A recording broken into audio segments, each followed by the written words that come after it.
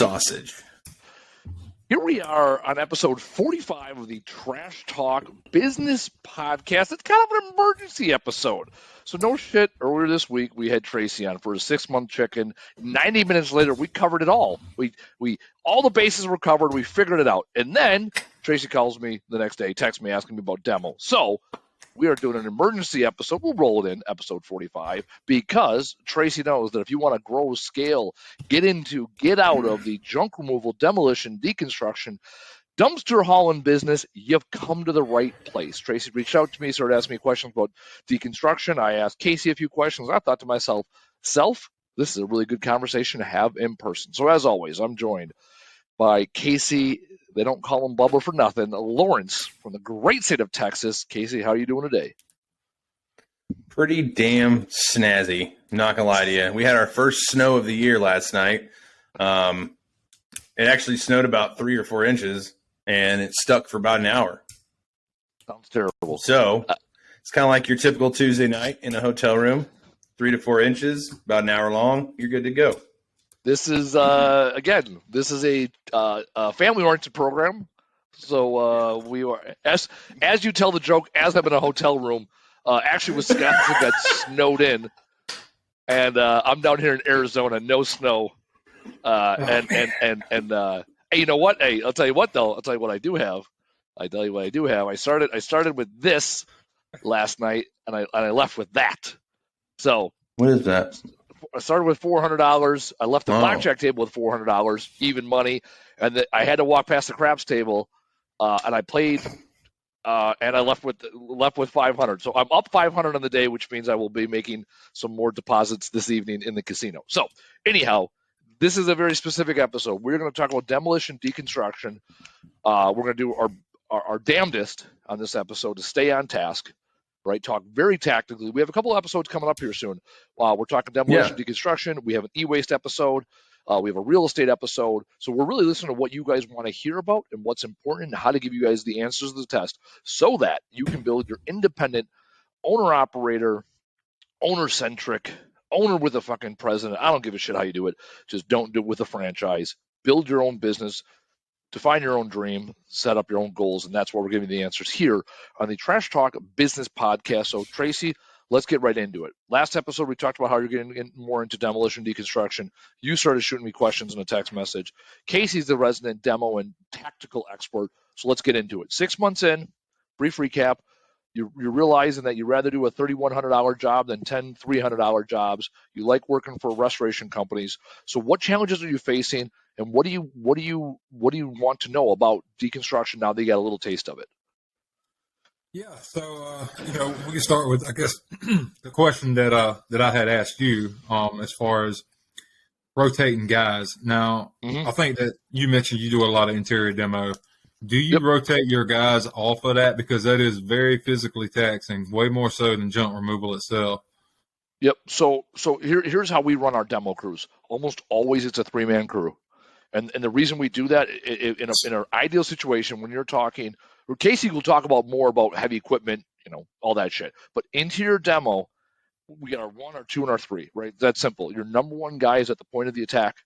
Your number 2 guy is bringing them tools and or assisting, picking up and filling buckets or moving tarps, or just keeping the area job clean. sites. Or also prepping the job site in front of them. So, like, for example, if we're taking out a drywall, but they want to keep all the trim, the number 2 guy is pulling trim, right? Or somewhere there. And then your number 3 guy is a bucket humping motherfucker. And that's the best way to put it. I started 10, 12 years old humping buckets from my dad's remodeling company. By the time I was 24 and come back from Iraq and didn't have a job, I went back to humping buckets from my dad's remodeling company, right? So for people like, I'm too good to hump buckets. Well, that's a you problem. That's fine. So, and humping bucket, here's the deal. Humping buckets is a thankless fucking job. So we do 3 guys. Typically, you can have someone hump buckets for 2 days. By that 3rd day, they're burnt out, especially if you're doing basements and things like that. Them stairs get to you, right? You burn them out. The other thing you do is you rotate guys within the day, right? If you're doing an area that's not nearly as it doesn't take nearly as much skill. You let your number 3 guy do the number 2 guy, right? And if you're the lead guy, you go hump buckets for a half hour or something after you pull down a ceiling or something where there's a lot of cleanup, and you just break up the day that way. The other thing is, and this is just straight up, if I don't have 3 guys, I go get me a temp, and the temps are extremely replaceable, right? That third person. But I tell you what, though, you also get a temp. Be smart about the temp, right? Yeah. Like use the temp for the stuff that your guys don't need to be doing, but at the same time, even if it's for a few hours and not a whole day. Like have the temp there from like 9 to 3 because 6 hours humping buckets, that's all you got. Here's the other thing, and I talk about temps very often. I love temp labor. This is why. It's a fucking working interview, right? They get paid for their labor. I get a chance to evaluate talent. 3 of my 4 junk removal specialists that we hired in the last year were temp workers. And 3 of them, and one of the guys, Darren, this one guy, Darren, he started humping buckets one day, and we a lot of time bring temps in for demo jobs or like hoarding houses where we just need, right, we just need bodies at that point. He came in and he turned into the number 2 guy, and then by his 3rd month, he was running a job. So he was running a demo job because he had come from some previous experience. So then he was running a crew of 5 people. We were doing a whole house. It was it was just a whole house gut. Right, and he was running crews up to 5 people. So he basically had him at the point and then 2 two-man teams he was running. That was his 3rd month because he started humping buckets and had a good attitude. So just full preface, when I talk about temp labor, 80% of temps don't make it past day 2. That's fine. That means that 20% might. Right? And the top 10% of people that are temp labor are extremely employable individuals. I would argue that there are better employees in the temp labor market than there are in the open market. The challenge a lot of them have when I talk to them is they don't have an email address, they don't have a resume, they don't know the algorithms to get past the fucking gatekeepers, right? They don't interview well. So it has nothing to do with job skills. It's more communication skills, right? And even actually Casey knows him, Jerome, the guy that's been with me the longest, 5.5 years, Jerome's been with our company, came in as a temp for we were cleaning out a VA building. And so I can't tell you how much I love utilizing temp labor. And if someone is shit, your commitment to them is 4 hours. Yeah. Right? That's a chance you take. Well, get your money out of them. And also temps, you're like, hey, get off my clock. You don't want to be here. I don't want you here. Done. Yeah. Now, I will say, Andy likes temps like I like part-time. Just because with junk removal, you know how it goes, man. You'll have weeks you're just slammed crazy. And then you have weeks where it kind of slows up a little bit, evens out. So the last thing you want to do is have a bunch of guys with their hands in their pockets. But what I found is, the younger generation, high school kids, when they're on their breaks, they want to do quote unquote man stuff, right? They want to be out there slinging trash, knocking down shit with other guys that are some sort of a whatever you call it, influence to their adulthood, right? Hey, this guy is 20s, 30s. He's seen a little bit more than I have. But the one thing I found was you use them to their strengths. So we had a guy. He was actually, Andy, it's Altman. He started off part-time. And Altman is not the strongest guy in the world, right? He's not the guy who's going to take initiative. But what he does is he follows direction. That's it. But he needs direction. So you don't want him in front of customers. I wouldn't want him in a truck driving in charge of jobs because he told me straight up what his strengths are. He's like, this is what I'm looking for. So I was like, great. How can I? There's a movie, The Departed, right? What can I use you for? Well, that's the thing. That was terrible. That's your worst. Him. That is your worst accent so far. Anyways, go on. I don't care. I don't care. I never did.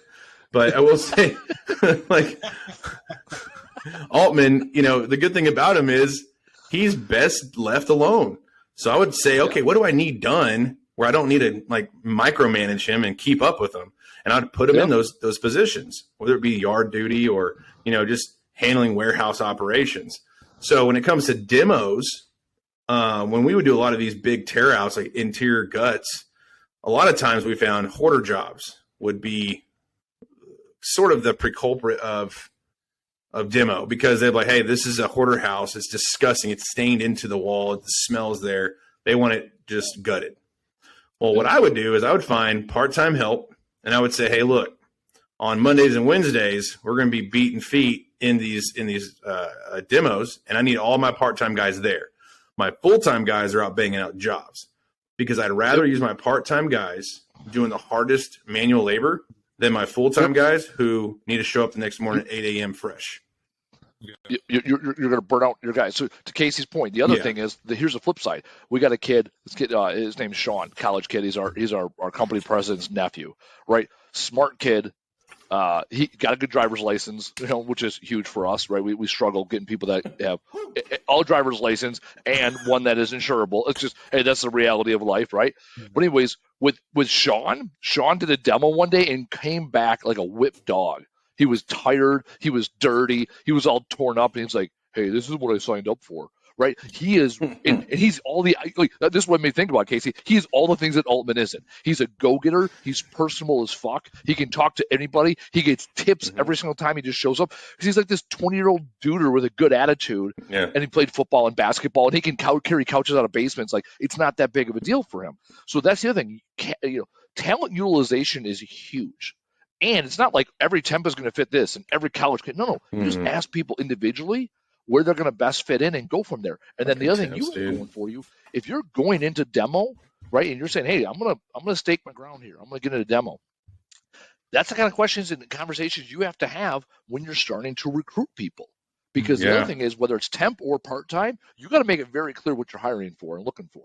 Because we've had it sometimes where we're like, oh, we're junk removal, and then they show up and they're like, I've never used a hammer. I don't know how to use tools. And of course, I'm like, I don't know how to use a hammer, right? So that's the other thing. You just got to be clear and concise what the job is. Because to your point, there are some young men, especially I'll say men, right? Because speaking of, that did not have a father figure, an older brother, an uncle. They didn't have a male figure in their life that said, hey, this is how you not only adult, but this is how you man up.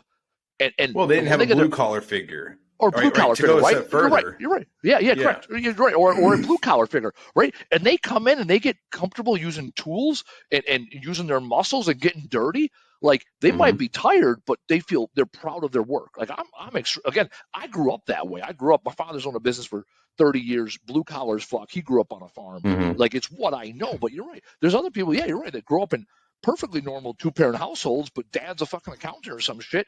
And pay someone to cut his grass, right? And he's a non-college going motherfucker. Yeah, and that's the thing is, Tracy, you're going to find this as well. When you hire these guys, part-time or not, it's going to be frustrating, and you're going to have to hold back from saying like, "Oh, you're a fucking idiot." But you have to understand, a lot of these people, a lot of these kids, especially this generation, they haven't been exposed to what we have been exposed to, or what we were exposed to as children and as teenagers as well. So one of my best guys, I had to teach him like Barney style because his dad was in finance, and like that's just how it was, Hey, what do you know how to do? Well, I like import cars. All right, cool. You're fired. But I immediately, I was just like, that sucks. But we talked more, and I'm like, we talked more, and I found out what he was good at. Well, he was really personable. He was super annoying, super happy all the time. He always wanted to talk. He was young, but you know what? I was like, damn, that's the person you want in front of people because they can make people interested in what they're doing. The only thing was he didn't know how to use a freaking Sawzall or, loppers or a breaker bar, crowbar, you name it. Hey, what does this big hook thing do? Well, it doesn't go on the mirror, that's for one. You just got to have to train him. Be a little patient. Hey, you know what? That was our Alex. That's the other thing. Just because you got your Alex, number one guy. I remember him. Yeah, happy, like annoyingly happy at 7:00 in the morning. Love that guy. What's wrong with you? He didn't know which end of the hammer to use. Didn't know, but he could bang. That guy, like he was like his goal was like 12 jobs a day. He just wanted to bang every small job, right? So that's the other thing. Talent utilization, because there is a different skill set for someone that can go bang 10 small jobs, right? And figure out, when you got 10 jobs in a day, that's a lot of coordination with your customers and being very personable. I got another guy, Tommy. He likes being on the hoarding houses. He likes the jobs that are very complicated because he can work with what's right in front of him. And then my guy Ryan, he could go a week without talking to anybody and have the hardest, dirtiest, nastiest fucking crawl space job out there. Doesn't say shit. Got it done. Doesn't say shit. Yeah. Like he'll yell and scream and swear and smoke 7,000 cigarettes, but he'll get it done. That's fine, right? Like, that's fine. I tell people I don't care if you're bitching as long as you're working. Exactly. Yeah. Hey, you know what they say about the military? If you ain't bitching, you might not be breathing, right? That's true. And also, if you're But side note, if you're bitching, also means because you care, right? The Yeah. guys that don't bitch are the ones that don't care. Well, and Tracy, you're in a really unique stage because you can start building that core crew, even if it's not a full-time crew, but you have your guy. You start getting him involved with people he wants to work with, people he can train and groom around the basic ideas of your business. And hey, this is what we like to see on this kind of demo. My favorite kind of demos, honestly, were kitchen tear-outs because for us, they're quick, simple, profitable, get in, get out. I could have a crew of 2 show up, do the job, be done in 3 hours max. And it's not even a half trailer of debris, so they can go do another job. And for the most part, they don't get too nasty because they're not really dealing with too much sheetrock. And then, of course, you have the guys that, hey, they want to get in there, they want to knock walls down, insulation falling from the ceilings, right? And that's the thing is you'll have those younger types who are gung-ho. I don't need a fucking mask. Who cares about all this insulation and dust? I'll be fine.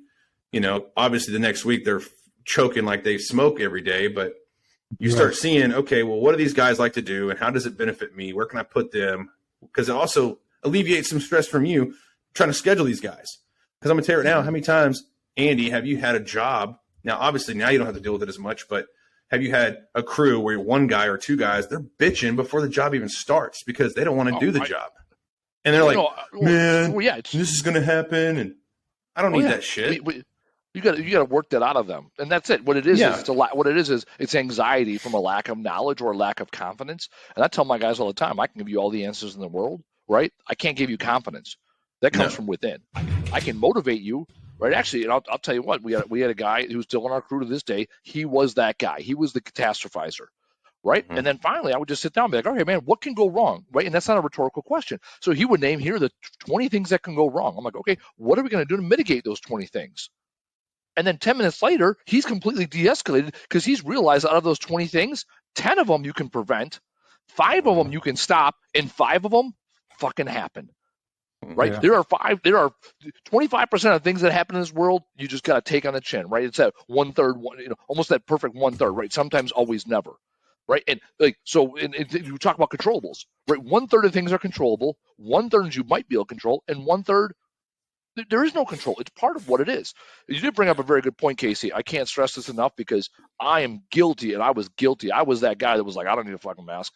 I can't tell you how much I stress to our guys. And you got an opportunity here, Tracy. You got an opportunity right here when you're new in the company. Masks and iPro. Here's the deal. Fucking PPE. One of my guys, like a month ago, got a fucking wood chip in his eye, right? So now he was fine that day, but then he woke up in the middle of the night, fucking eye all swollen, had to go to urgent care. He was out for 2 days. So whether it goes workers' comp or not, now that's 2 days he didn't work. That's 2 days that we had to reschedule shit. That's 2 days that he didn't get paid, right? And because he chose not to wear safety glasses. There's times you're going to be going out of pocket, and you're going to be going out of pocket to save, the claims. We took we take care of our guys, but it's like, but still, you don't want to do that, and you don't want them getting hurt when it's preventable. No. 99% of accidents are preventable. Yeah, this is the same guy. I smashed his finger one time. This was actually, we're doing that big, $100,000 demo. Because he got hurt. Come here, motherfucker. No, and we were moving this big heater, and we didn't coordinate very well. Like, if I can talk about all the preventables, it was a Saturday or Sunday, so it was like we're already burnt out from the week, right? We were making up hours, making up time, right? So we were burnt out. The lighting was shit, and we didn't talk it through. It was heavy as shit, right? We didn't have the right equipment. Here's all the things that were preventable, right? And so in that case, like, I remember we ended up going up to a CVS. He's bleeding out, and I'm like, oh fuck, right?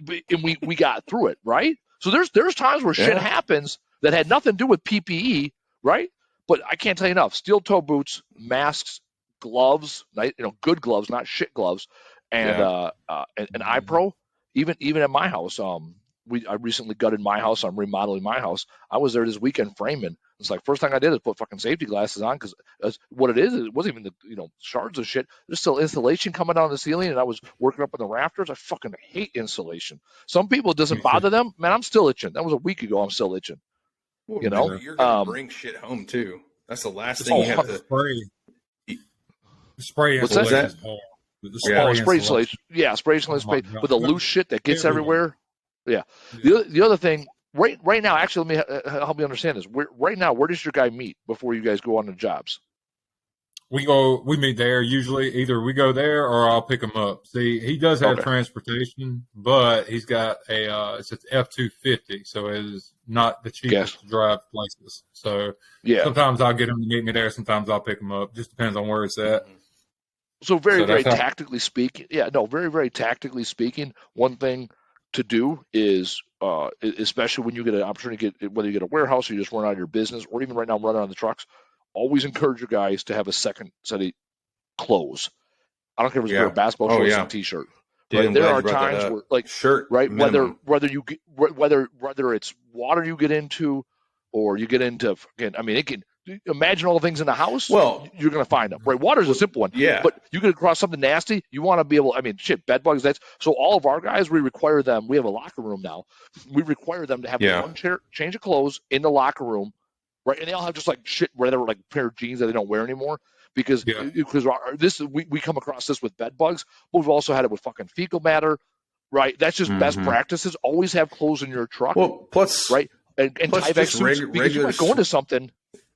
Yeah, you might go into something. Sweaty days. And regular sweaty days, but those are little best practices that it's like, oh shit, why don't we do this from the word go? So little things like that, and also the other thing, what it does is, outside of very tactical having the clothes, it also shows that you're a forward-thinking leader, right? You're a visionary of what could go wrong, and you got his best interest at heart. Man, I hated it. I know, Casey, you ever experienced this in the military? All of a sudden, you get somewhere, and it's like your leader's got all the best gear, all their shit, and they look at you like, oh, why don't you pack your stuff? And you're like, well, motherfucker, because I didn't get the goddamn op order. I was told to grab my bag and move out. So I did. And no shit, here we are, right? Yeah. Now, I also remember being a damn squad leader, and troops are like, especially when you're rucking out, they're like trying to reduce the weight on their ruck. I'm like, we're going out to the field for 2 weeks. You might not need it today, but every military installation ever in a 2-week period. Need it, not have it. Yeah, right. Yeah. Every military installation in the country can go from 30 to 80 in a 2-week period, right? You bring everything you got. But that's the other thing too. I'll say this, Tracy. Control the like he said, like we've been talking about. Control what you can, the controllables. Yep. I did a walkthrough to this morning for a demo for a TGI Fridays. It's a really big job. They're going to tear it all down in the concrete, the parking lot, and they're going to build a Black Rifle coffee shop there. Well, the problem was the person I was walking with. He's a junk removal company, and he's never done demo, and he really wants to do it. And I said, well, here's the thing. A lot of people get so excited with the opportunities in front of them that they screw themselves by doing it themselves. In this case, I'd rather learn and gain that value from learning from an expert, like an actual demo business that's used to dealing with these kind of matters. Because this isn't a very urban area. It's right there in the middle of like 2 highways. It's very congested, right? A lot of exposure. The city's going to be up your ass. A lot of permits needed. So I told him, I was like, this may be a great opportunity to sit right seat with a bigger company. And I got him connected with another company, but a bigger company that deals with this on the daily. Even if you don't get paid money from it, the fact that you get to learn this shit firsthand, that way when it comes up again, you know what you're looking at exactly. Well, in any demolition, I think maybe Andy can speak on this, but I personally feel interior demolition, the reason it makes more sense, and I encourage people to try it, is because it's easier to control from the junk removal owner's perspective than a structural demo. There are factors that what could go wrong multiply so much when you are on a structural demolition. Like, hey, what's the worst that could happen? Well, the worst that could happen is there's a basement I don't know about, a machine could fall through. The worst thing that could happen is there's power lines, or this could fall. A guy could get crushed. Who knows? The chimney could fall the wrong way. Where if you're inside, you have your checklist. Hey, I'm going to be tearing down this wall. I'm going to go make sure that all the electricity, all the water, anything going through this wall is completely shut off. And I'm going to go put eyes on and hands on. And then that way, the worst that can happen is I may cut a wire on accident, but at least it's not live. You see what I'm saying? You can control a little bit easier. Yeah, no, I grew up doing interior demo. I rarely do full structure demo anymore. Mm-hmm. I used to do shed, like big sheds, like 40 by 80 foot pole barns. I lost my ass on a few. This is 10, 12 years ago when I was side hustling this thing. But no, to Casey's point, I absolutely do what do you call it, interior demos. The other thing is you brought up a really good point on mechanicals. Whether you get a waiver signed or something else, right? And this is where now you're starting to grow from a side hustle to a real no shit business. You got to have a conversation with your contractors to make sure everything's shut off. Because I'll tell you what, guttering a whole house is a hell of a lot simpler than guttering a bathroom. Because if that bathroom doesn't have any shutoffs in it, and they're just like, oh, just leave the mixing valve in the wall, just don't hit it. That's great fucking theory, right? Yeah, but that copper pipe, so you hit it, right? And until you hit it. And they're like, oh, we'll shut the water, or they'll be like, oh, we'll shut the water off to the house, and then once you're done, we'll turn it back on. Well, it's like, you better have a plumber on standby to put caps in. Yeah. So that's the other thing. You got to hold your contractors accountable. If you're doing a whole house, I tell them all the time, cool, I want you to kill the power at the source, and I want you to kill the water right at the source. I'm not even playing games, right? Even to a point where when you do, like, if they're going to redo all the plumbing anyways, because they might have some old cast iron places still have cast iron for the discharge, but galvanized steel. There's some places still have galvanized steel where the water runs in the galvanized. Or there was some shitty copy that they used back in the 80s. It's real thin, whatever. But if they're going to replace all the plumbing in the house, which you can see that from a ranch, especially here where we have basements, you tell them, cool, shut the water off and just cut it off at the main. Right. Literally take a recip saw and cut it right down that 2-inch pipe and just be done with it, and then you're not messing around. To the point about electrical, same thing. I tell people, it's like, okay, give me like 2 outlets in the basement. Like, and a good electrician will wire you 2 outlets in the basement, and you run extension cords up. And then nothing on that. Well, this is why also I carry a generator. Right. And then, the next level is you go generator. Like my house, I cut everything off. I got 2 extension cords coming from my neighbor's house. Right. So, because that's the kind of stuff catastrophically where you're out of business. You didn't just lose a little bit of money. But if you flood out a house or burn down a house or get someone fucking seriously injured, and you don't have you're out of business. Like that's the kind of catastrophic thing that turns into a GoFundMe page, and you're working the next 15 years to pay off one choice someone else made. Yeah. And that's the biggest thing. I love the I love doing what we do, but you got to be smart. Yeah, you got to push as much liabilities away. Yeah. Agree. We had a job today where so it was pouring here. And we've been on this job for a while now. It was a lot. It was interior demo. It was a lot to tear out. We finally wrapped it up today. And as we was working today and it was raining, my guy found some water on the concrete pad on the first floor. So it turned out that the roof, which is new, by the way, was leaking really bad. So that has nothing to do with us. Anyway, I sent all that to the homeowner. We had a mess this morning. It has been hectic, but no, you're right. And I'll tell you this, Tracy, liability as much as we can. If we're messing with water, we're cutting it off what we can do. We cut it off at the road. 9 times out of 10, we work on a city water, so we just cut it off. Okay, you cannot. Oh, got it. Yeah, that's the way to do it. Yeah, that's the way to do it. Yeah. Yep. And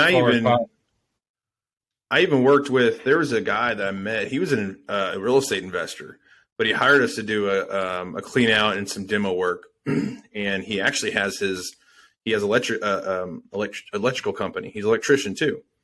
So I was talking to him and he goes, hey man, look, whenever you need anything cut off or whatever, just give me a call.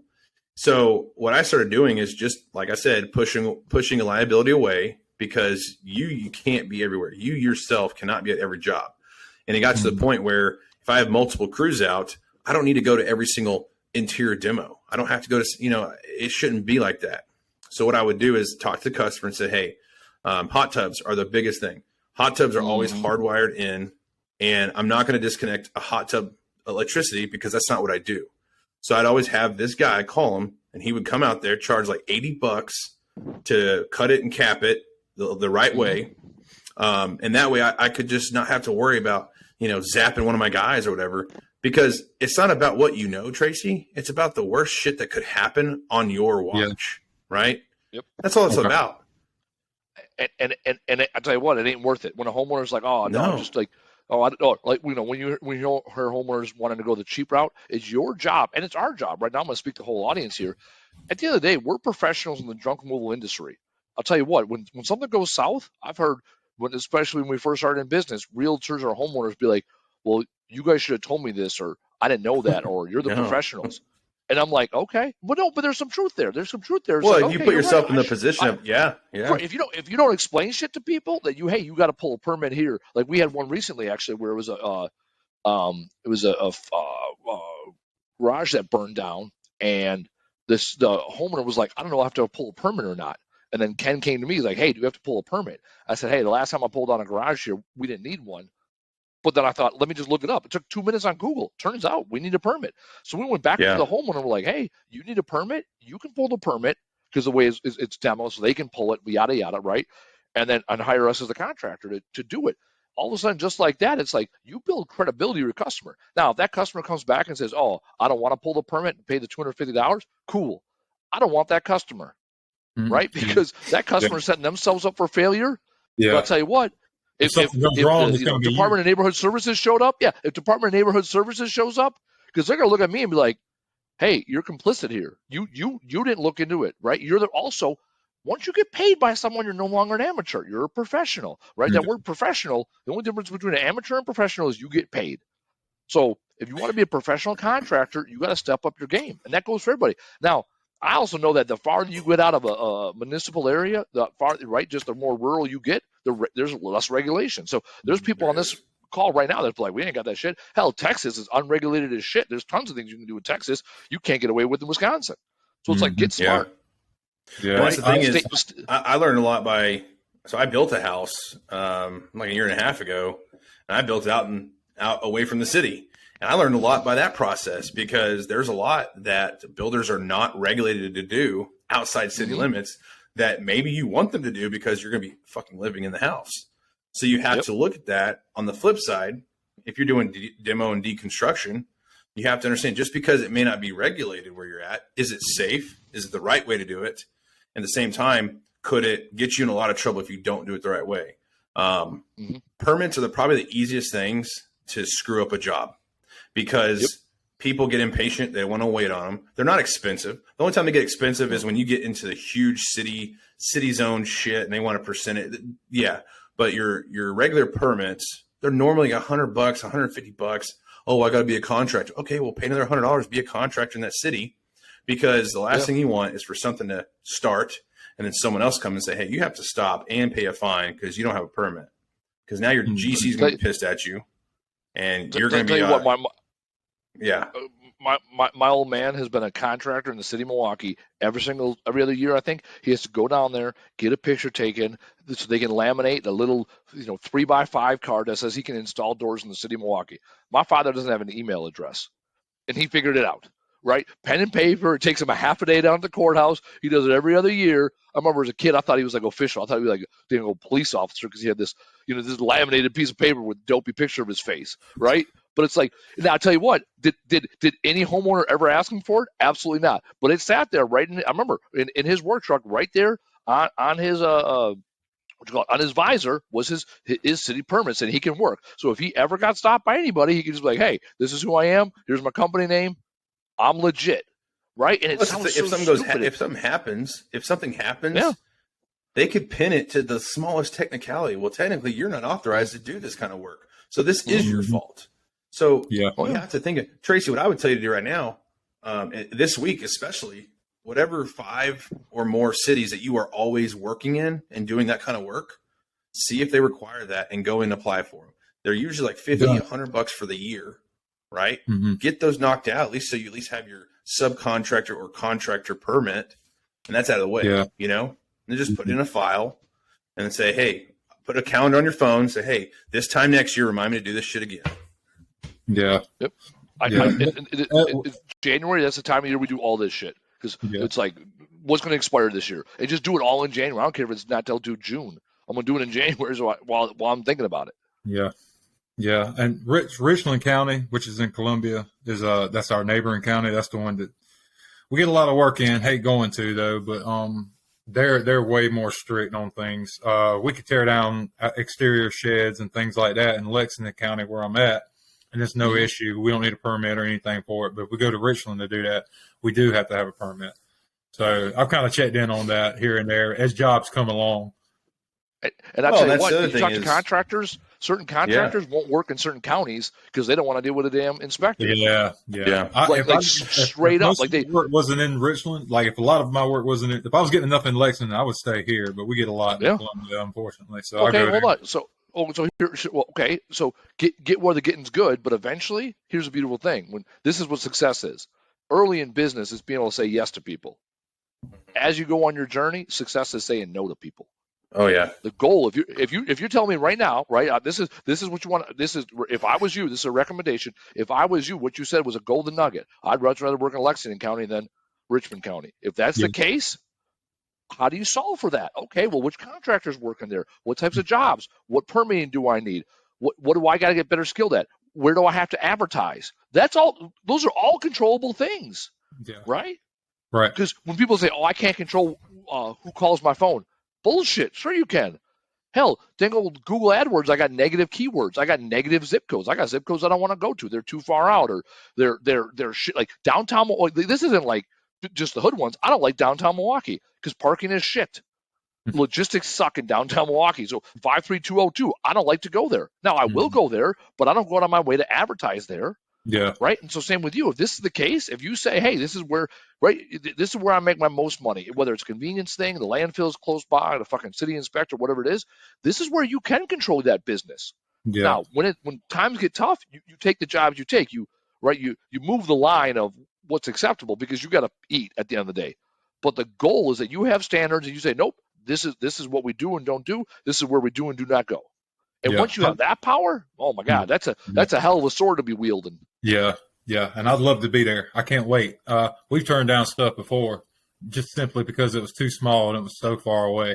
Turned down a bunch of stuff for that. Matter of fact, just yesterday we turned down, just today we turned down a tree job because the drop zone had some stuff in it. We can't do it. And that's unfortunate. But I don't have no problem saying no to something where it's risky, like Casey was saying, limiting liability. You know, and that's the other thing. Exterior landscaping type of stuff. I know you're talking about cutting down trees and bushes. That's a whole other ballgame. That ain't in the same stratosphere. And I did that for 2 summers. I delivered hot tubs for a summer. I've done a lot of dumb shit, right? But I learned what not to do along the way. Yeah. So you talk about cutting trees down. Actually, well, the reason being, go ahead. Well, we would actually cut trees down sometimes, but we were very picky about it. I would rather get a tree company in there and then just make that connection than have a tree fall the wrong way and take out a house. So I didn't even try it. And down here, that's one thing I promise you can get into, and you don't need any special licensing. You can become a tree company tomorrow and say, I got a saw. Bought it from Home Depot. I can cut anything down. Hey, there's a guy. I love this guy. He's about 3 blocks from my shop in Butler. He's got this old like Chevy Astro van, probably like late 90s. It just says "Man versus Tree." That's it. Yes. Man versus Tree. And that's what I'm talking about. Like talking about like again, you do like I got these $5,000 wraps on my fucking truck, full camo branding. This guy, Man versus Tree, and I see him and I'm like, and his phone number. That's it. I'm like. I like his style. What the hell I get a college education for? This guy's got to figure out. And now, you know what? He's got 2 trucks. Like a couple years ago, all of a sudden he had 2 trucks. I was like, dude. Now you got to change his company to Men versus Tree.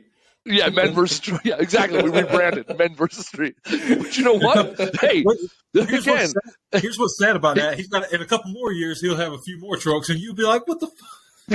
You know what? Yeah. And here's the deal. But here's where he's smart. He parks them in his fucking driveway on a street that I drive up and down every day. I'm sitting here spending my time and money on my podcast advertising his business, Man versus Tree, right? And here's the deal. He ain't got a warehouse. He might only have a couple employees. He might be living his best life. No, like Casey and I were talking about the other day. We ain't got no job. Not having a job is a beautiful thing, right? Hey, speaking of landscape. Dude, I talked to Monica a little bit about that conversation we were having because she walked by me and she's like, and after I got off the phone with you, she's like, who the fuck were you talking to? And I was like, what do you mean? She goes, you ain't doing shit. Who's calling you? And I was like, it was Andy. Jeez. Acting like I don't have friends or something. And she was, I told her about the comment that we were talking about how you said, at one point you were like, I don't have a job or whatever. And it could be looked at like you're a bum. And she's like, yeah, that's shit you say all the time. It annoys the hell out of me. I'm like, yeah, but I don't care. She goes, well, I know, but like still, like some people think you're like homeless and don't have a job. Like, well, I'm a good looking homeless guy and not having a job. I seem pretty happy, Yeah. No, I tell that story, right? I specifically say, right, when I meet people for the first time, whatever we talk, right, because it almost always comes up, right? What do you do for a living? Oh, it's because Right? I used to say to you when you asked me what I was doing, I'd be like, whatever the fuck I want. She's like, that's so stupid. That's a good fucking lie. Yeah, what are you doing? What the fuck I want? I won this award one time, and the guy, this real prick came up. He was kind of a dick. Here's the guy. So I went to this award ceremony. It was like 4 years ago. And it's a Friday night. People are wearing like pretty near damn tux. Like you get dressed up for this thing, right? And I show up in my t-shirt and my fucking camo pants because it's Friday. I'm tired. I didn't want to be there. The only reason I was there was because I knew I was getting an award. And so I walk on the cocktail hour, and everyone treats me like a fucking bum. I'm just a piece of shit, right? There's like 10, 15 people that treat me decent. Everybody else is like, what the fuck's that guy's deal? Anyways, we go through the dinner. All of a sudden, they call my stupid ass up there. I get the award, right? Rookie of the Year for this association I'm part of. So then afterwards, I'm standing there talking to people. This one guy comes up to me, and he had given me that look like I'm kind of a piece of shit. And he's like, "Oh, what'd you win the award for?" I go, "Doing the fuck I want." Like, he looked at me. I go, "No, seriously, I won the award for being outspoken, right? Doing demolition, because this was right. It's a builders association. Doing demolition wasn't why I won the award, right? That's what my company does. That's what right. I won the award because I was outspoken, and he didn't care for that too much. Anyhow, no. But to your point, Casey, I had someone recently that did not care for the fact that I was like. Someone asked me what I do. I'm like, or I was talking about how you have to really work hard to not have a job. And they're like, "What do you mean?" I was like, "I ain't got no fucking job." And I say it like that. I ain't got no fucking job, right? Put a little stank on it. Because then the first thing people say was, "Well, what do you mean? How do you live?" I'm like, "Oh, I work really hard to not have a job." Right? And they're like, "Well, what's that supposed to mean?" It's like, well, a job is a place you have to go. You have to wear a uniform. You have to act a certain way. I ain't got that. I have plenty of work. I have a company. Because here's the other flip side. When I tell people I own a company, which I don't normally say it like that, like I was at a bar a couple days ago and got brought up that I own a company, they're like, "Well, I'm not rich like you." I'm like, first of all, if you think I'm fucking rich because I own a company, I ain't rich. Crazy. Now, I'm wealthy. I'm wealthy in my freedom and my time, but I ain't rich in my bank account. And I'll take wealthy in my freedom and my time over my bank account all day because you value money. I value my time and freedom. That's it. It's just a math equation, right? I'll get off my soapbox now because we're supposed to be talking about demolition, deconstruction. Well, I ain't got no job. So Tracy, what's one thing, and I'm going to ask this because I'm very curious, what's one thing you like the most about your interior demo, and what's one thing you hate that you honestly don't like, you don't look forward to when it comes to demolition? Sure. That's a good one.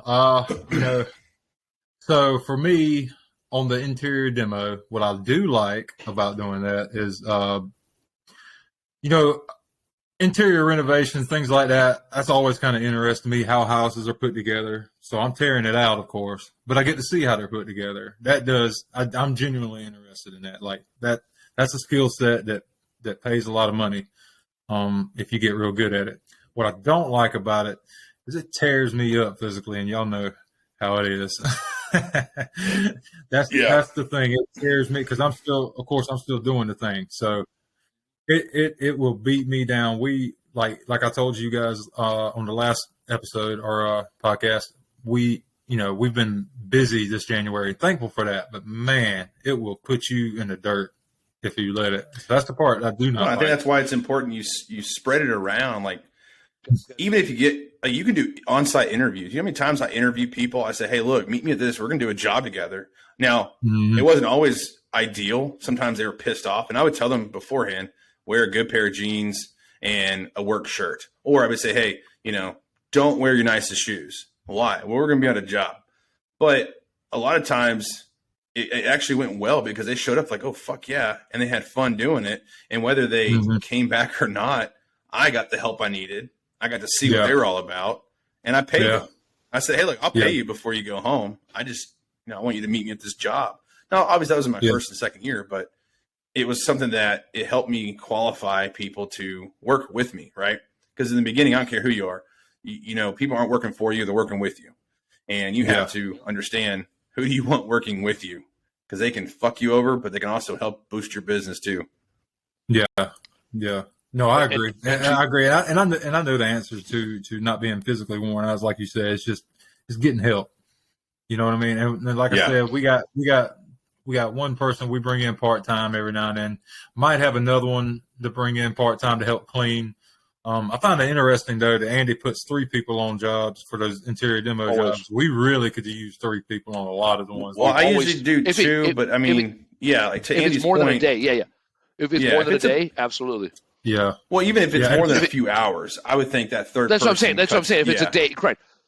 But even I'll tell you what though, even when we do junk removal, unless it's a bunch of small jobs, when we do junk removal, our guys I've done this math 100 times, and even Ken figured this out himself when he was running the fleet, and now he's the president of the company.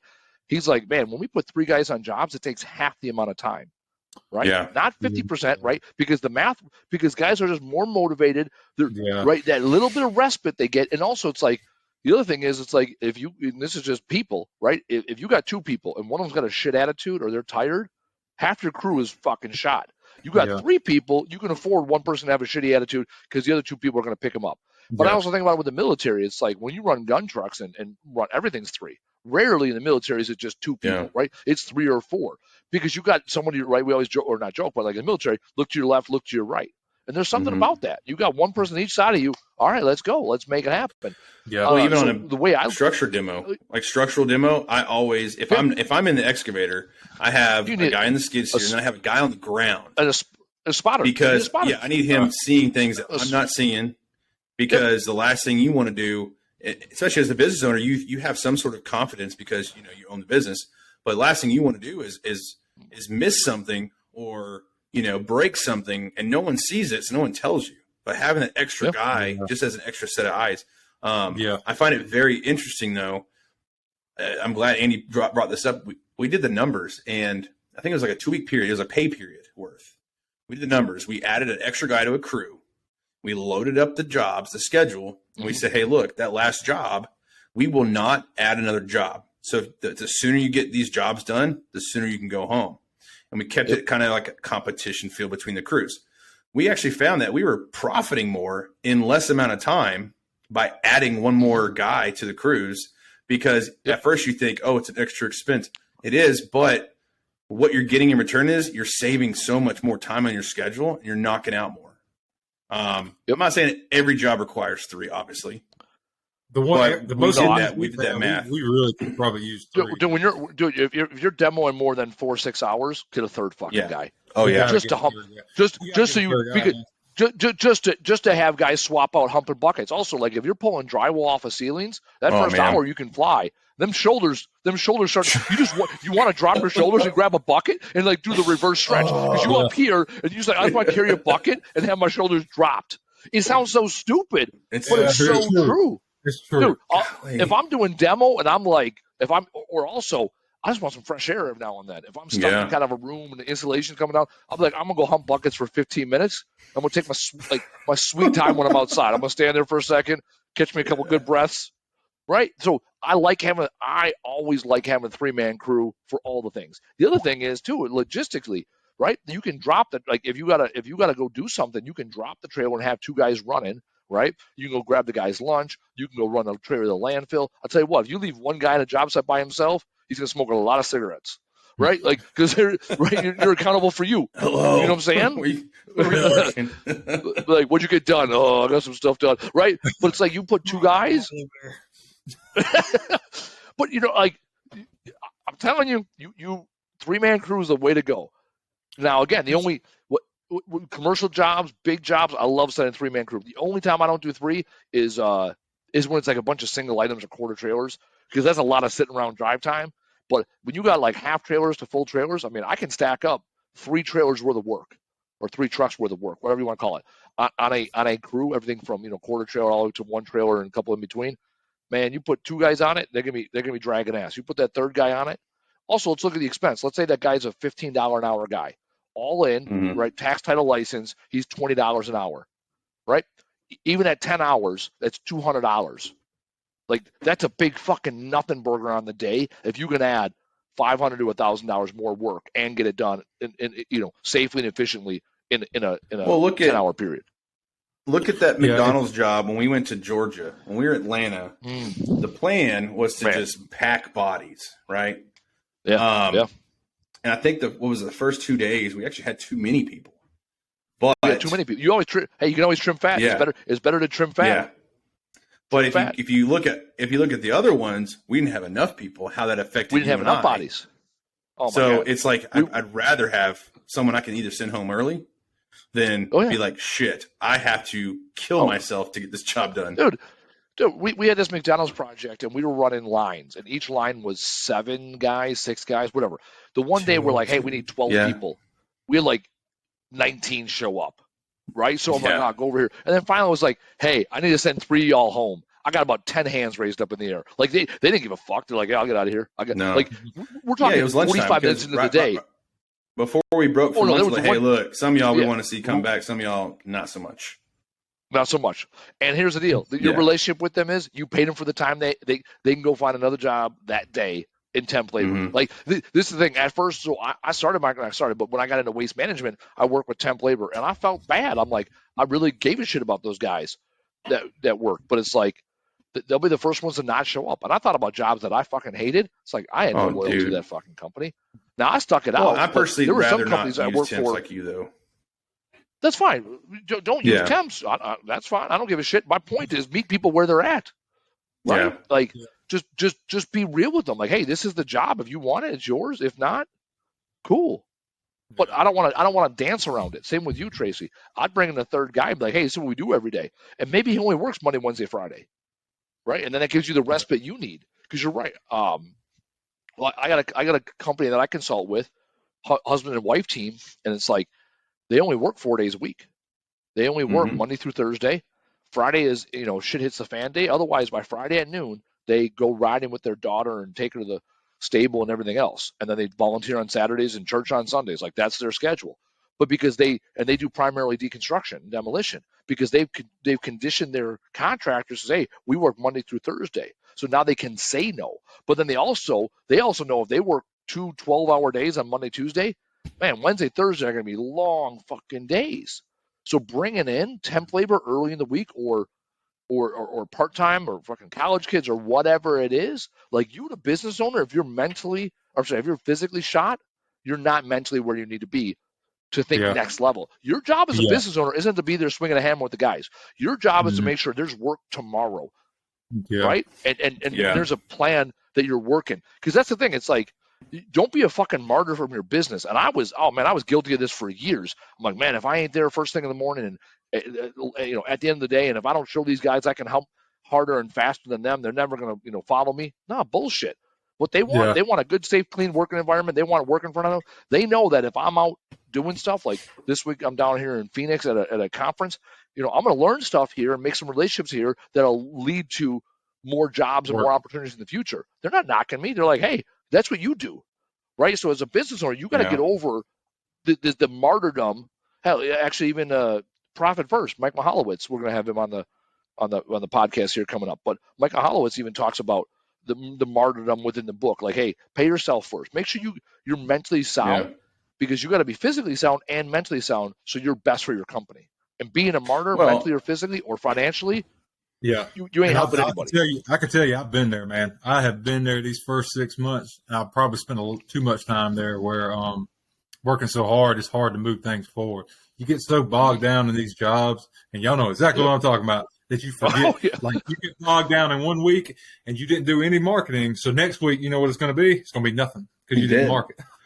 Well, and here's the other thing, Tracy, is the more people you get on your crew, right? Now that let's say you have a demo job, that third person, it's the last day or whatever, and they're like, hey man, these next 2 hours, we have an extra guy just chilling.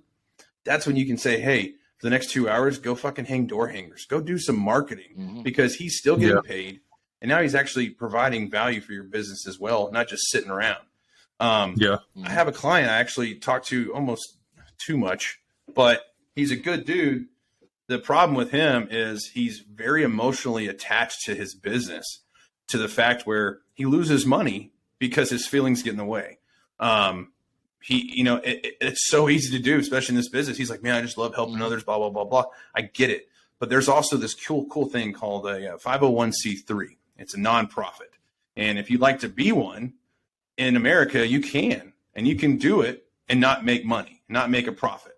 But the problem is most businesses get into this and they start feeling bad for people. They start saying, well, man, I really want to help them get through this thing. And they don't look at their own business that's actually taking a hit, or maybe they're not making as much money as they should have been. And now the only person that's actually suffering is that business. Now, when you go into these jobs, another thing to be prepared for is it is very natural for prices to raise in any aspect. So these customers you have now, in 6 months, if you raise your prices, they should understand you. Hey, I get it. You got to keep up with the Jones, but you can't be afraid to raise your prices because you have a long lasting relationship. All of my biggest clients, all my biggest customers, one I had, every year, he never spent less than $70,000 with us, the same company every year. And my prices began to raise every year. He never said no. He's like, get it, cool. I still gave him a break because of the consistency, but I made sure he understood we are a business just like he is, and he understood that. So it's something you have to think about as well, because as your cost goes up, so should your prices. When you start adding some people to your crews, you're going to have to start looking at where you need to raise your prices to cover those expenses. Not just raise your prices, but as you raise your quality and you step up your game, there's going to be some companies that don't want to work with you anymore, and that's fine, because you're going to go work with their competitors. You're going to go work with that next level because that's where you're at. And there's no shame in that. I had people, right? When we first started, we charged moving for $80 an hour for a 2-man team, or $75 an hour, right, for a 2-man team for moving. By the time we get out of moving, we're at $135. I had a handful of customers that I had locked in at $100 an hour. Well, 4 years later, right, and these were not my top customers, and moving was not my top SKU. It's like I did everything I could to keep a bad customer because I didn't have, right, I was, to Casey's point, I was emotionally attached. I'm like, well, I remember that first summer, like without them, we wouldn't have survived. It's like, well, yeah, but you ain't in survival mode no more. You're in thriving mode, right? So you got to have that conversation with yourself. And what your standards are, right? You asked last week, like, what should you do next? Well, you got to decide what success looks like. Yeah. And then spoke to my heart whenever he said that. He spoke to my heart whenever he said that, wanting to stay and do the extra stuff. You know what I mean? Dude, because we've all done it. Every single person's, we've all done it, man. I don't care how successful you are. Obviously, there's some sort of emotional attachment to your business. I'm not saying don't be emotionally attached. I'm just saying you have to mind it. You have to be responsible with it. Because the last thing you want is to sacrifice your business ethics or numbers for someone who could very easily tomorrow say, hey, I'm going to go with this guy. And I'm not saying they look at you that way, but this is what I told everybody. I will hire you, and you're not going to be just a number to me until you look at this as just a job. The minute you look at me as I'm just a job, you become just a number because your attitude, your actions start to act that way. Well, it's the same thing on the flip side. When you start doing, oh, I'm going to do this, and I'm going to discount the hell of it. I'm just trying to help them out. You keep doing this favor and favor. That's your standard now. You're the guy that, hey, you know what? This guy really cares a lot about this, that, and the other. Call him. He'll hook you up. He'll give you a great deal. And then you're going to go to that customer and say, hey, my trailer price is $700. Oh, well, Kathy told me it was $300. That's what she paid. And then now you have to explain why Kathy has better pricing than this broad. You know what I'm saying? Like, that's true. That's a good point.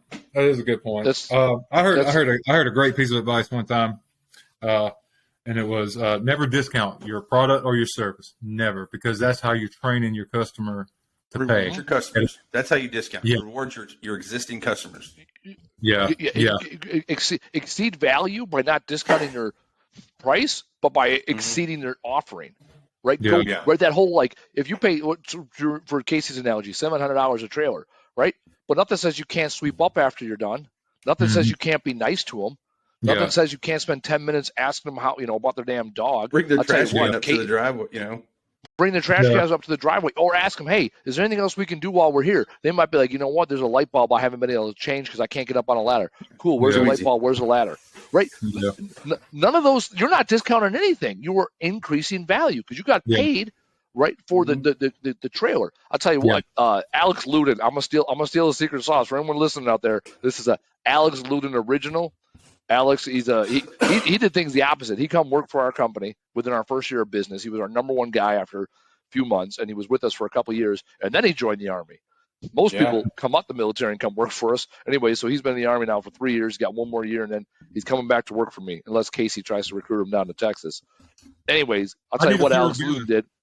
Hey, shit. He's actually he was stationed at Fort Bragg last I heard, not too far.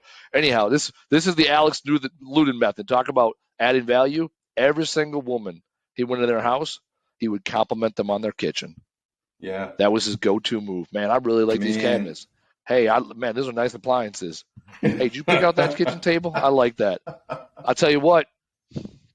I still got reviews to this day mentioning his name. Yeah, man. Why? Because what did he do? And he was genuine. He was that guy that was happy at 7 o'clock in the morning. I want to punch him in his face. But I'll tell you what, he added value. Mm-hmm. He made people feel comfortable with him in their home. That ain't cost you nothing. No. Right? Tracy, that ain't more space in the trailer. That ain't more weight in the landfill. Go on junk removal companies that have 100 reviews or more, okay? And just start reading the 5-star reviews. Obviously, don't pay attention to the ones that are like, yeah, they did a great job. Read the ones that have a fucking paragraph. And then that way you can understand what people are seeing from a junk removal company or demolition. Yeah. But a lot of people, they don't even understand what they're missing out of their own reviews because they don't read them. You read other people's reviews from these customers that are happy with their service, you'll learn a thing or two. Hey, this is a good hint. Now I can look at this, try this next time, go into this house and be like, hey, ma'am, I love your kitchen. These new floors, these cabinet knobs, these are amazing. Those are just small things that really do add value. Yeah. I'll tell you what. Alex had like a 550 boy face, review. Clean shaven all the time. Dude, he's still like 28, 29, don't have to shave. Anyway, maybe he ain't even that old. Anyhow, but here's the deal. We got over 550 reviews at Camo Crew. I've read every single one of them. Because every time I read it, it reinforces what matters to our customer. It doesn't matter what matters to Andy. No one gives a shit what Andy thinks, right? And I'll tell you what, responsiveness is our number one thing that we hear on Google. It tells you right there, right? We get back to the customer's needs. That doesn't cost us anything. That's picking up your damn phone. That's treating people decent. That's showing respect when you get there. That's, oh, hey, your job got bigger or smaller than you said originally. Cool, sounds good. Because I'll tell you what, that's one of the things that I looked at my competition, right? One of the biggest chief complaints about Big Blue was, oh, they told me it was going to be this price and they charged me another. Why? Because they're like, oh, that sounds like a half trailer. They load up the truck and they're like, oh, actually, it's a full trailer. Now it's double the price. And it's like, you can't expect people to understand how big a trailer or a truck is. Right? Yeah. If I say 16 cubic yards and explain to you 16 wash machines, it's a starting point, but most people can't conceptualize that. Yeah. So you got to add value by being a professional. Yeah, and I learned. I'll say this before I get off here, but I learned one big thing from Big Blue personally. For some reason, there's this one year that I got all these applicants, and they all worked for Big Blue, and I was like, why is everybody jumping ship? Little did I know we put that one franchise out of business. They had to combine forces because we were just taking over the market like killers. But I learned from those employees. I was probably the highest paying junk removal company. I was starting my guys at 14 and up, right? Well, Big Blue was they were paying $10.50 an hour, and they would have these guys coming in 7 days a week. And even on Sundays, they would come into the shop and they would sit there if there was no jobs. They were on the clock. And I talked to these guys. I go, well, you were getting paid. They're like, yeah, but we weren't doing shit, man. I'd rather be at home. And that told me something. If they're saying, hey, I'd rather be at home not getting paid than being here getting paid $10 an hour, two things. One, the environment sucked. They hated being at work. And two, they'd rather be moving and doing something productive and getting paid, not just sitting on their ass. So when they came and worked for me, there was 3 of them that actually stayed with me for a while. And it was mainly because we filled our schedules up. We put them in responsibility roles. But you look at that. If you have a bunch of people and they don't have something to do, they're not going to be happy. So it's not always about the money. It's about the environment you create for those people. And in demolition, interior demolition, the biggest thing you can do is morale boost. Like, hey, man, summer months are coming. I know it's going to be 120 in here. It's going to be stuffy. Can't breathe. You're going to be sweating your ass off. You got that, swamp butt going on. What can I do for you? You want me to bring a cooler by and some drinks? You want a cola? Oh, yeah. You got to think, what do you want? I don't buy. Oh, no. I mean, during the summer, we go to Costco and buy a shitload of Gatorade. Yeah. I'll tell you what, Gatorade and coolers with ice, not that expensive. And it keeps you guys moving and it also keeps them healthy. Or even talk about breaking off for lunch. If you've got an all-day demo, go buy a fucking $20 pizza. You'll get that $20 back. Yeah, take them out to lunch. I mean, the smallest shit gets these guys motivated. Yeah, I do that all the time. Gets me motivated. I'll pay for lunch and crap like that. But yeah, it's things like that that's going to set. And this is this simple. Your job as a leader is to take care of your employees. Your employees take care of your customers, and your customers take care of the business. It is that simple. The challenge is the people that bypass their employees or they bypass their customer because they think them, the business owner, can take care of the business. No, that ain't your fucking job. Your job is to take care of your team. Team take care of the customers. Customers take care of the business. It's that simple. And when you have that mindset, that's a long-term play. But even now, with you and one guy, that's your job. Your job is to train, coach, and mentor that one individual and hire more people that you can train, coach, and mentor. Take care of them so they can take care of the customer. And then that allows you the freedom and flexibility to get out of the truck a little bit now and grow the business. Because the more revenue you have, the less likelihood you're going to be swinging the hammer. Yeah. Right. So the inverse of that is the more you swing the hammer, the less revenue you have. Right. You got to be intentional among the chaos. Yeah. Those are the business owners that make it. They're disciplined and they're intentional among the chaos because you're right. Entrepreneurship is a goddamn roller coaster.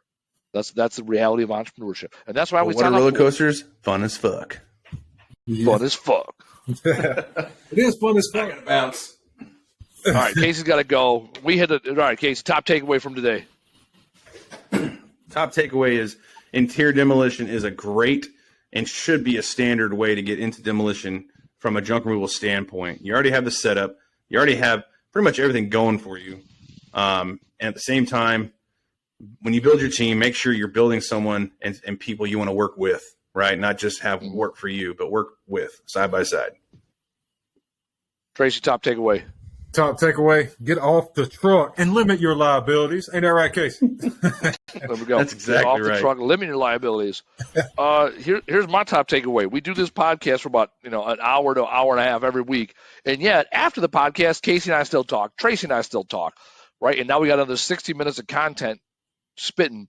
Right? And we do this. We just recorded the other episode 2 days ago. So I said it the other day, and it holds true today. Never stop learning. I'm down here at a conference in Phoenix. I'm learning. I challenge everybody. Get out there and learn. What you got a request for?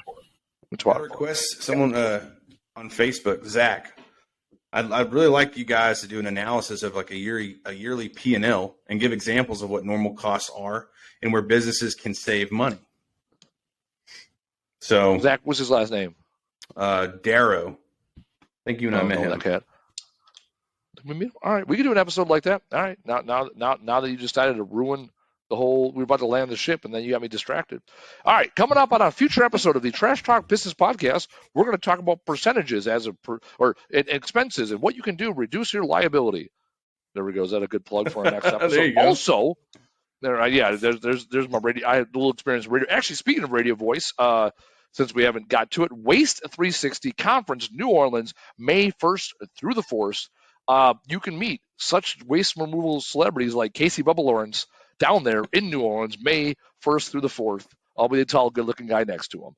So WasteExpo, Waste Convention, WasteExpo by Waste 360. It's a waste convention. May 1 through 4 in New Orleans. Kicks off on the 1st. I already looked at the lineup. There's a big party. I'll tell you, if there's one you go to this year, that's the one to go to. Taylor will put a link with a special promo code for discounted tickets. Thanks to our good friends over at Waste 360 and their support of our podcast. I mean, they give us not a waste of time. That's the end of the episode. We'll see you next week. On behalf of Casey, Tracy, and all the people across this great nation doing junk removal, I'm Andy Weins. We'll see you next week.